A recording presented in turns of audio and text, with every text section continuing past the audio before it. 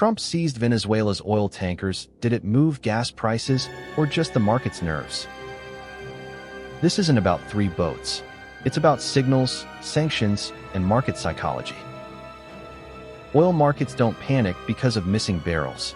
They panic because of who's willing to grab them. In 2025, the United States underseized 3 Venezuelan oil tankers in the Caribbean.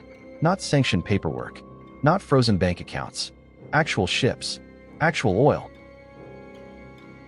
So the question everyone asked was simple.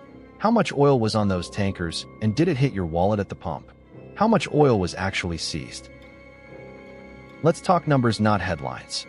U.S. Coast Guard pursuing another oil tanker near Venezuela as Trump administration continues pressure campaign against Maduro. The U.S. Coast Guard on Sunday was pursuing another sanctioned oil tanker in international waters, a U.S.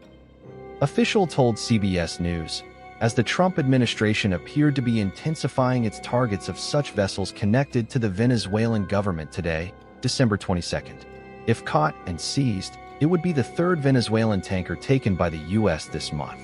The U.S. official told CBS News Sunday's pursuit involved a sanctioned dark fleet vessel that is part of Venezuela's illegal sanctions evasion.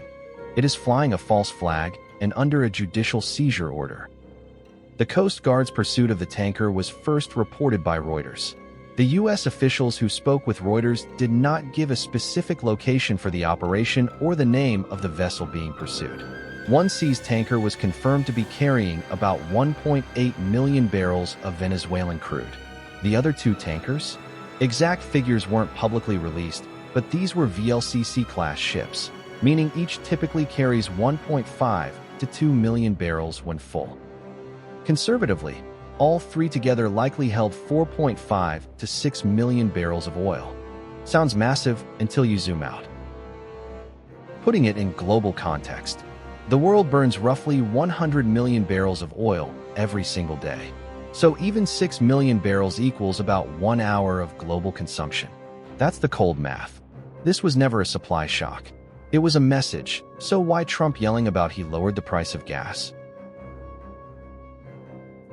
Gasoline is now under $2.50 a gallon in much of the country. In some states, it, by the way, just hit $1.99 a gallon. And within the next 12 months, we will have opened 1,600 new. Oil prices jumped anyway, not because oil vanished, but because its certainty did. Markets price risk, not morality. The signal was simple. If sanctioned oil can be seized at sea, shipping lanes are no longer neutral.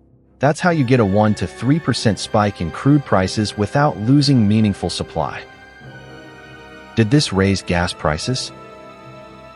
Here's the honest answer. Barely and temporarily. Gasoline prices follow crude with a lag. But this seizure didn't choke refineries or pipelines. Most of that Venezuelan oil was already sanctioned, discounted, and moving through shadow routes. So your gas price didn't spike because oil disappeared. It nudged because traders flinched. Why Venezuela matters less than you think. Venezuela exports roughly 600,000 barrels per day, less than 1% of global supply. This isn't Saudi Arabia. This isn't Russia. It's a weakened producer kept afloat by workaround deals and gray market shipping, which means the seizure mattered politically, not economically. The real takeaway. This wasn't about oil volume. It was about precedent. Trump didn't move the oil market. He reminded it who controls the sea lanes. And in energy markets, signals travel faster than tankers. 3 ships didn't change your gas price, but they reminded the world that oil isn't just pumped. It's protected. Subscribe.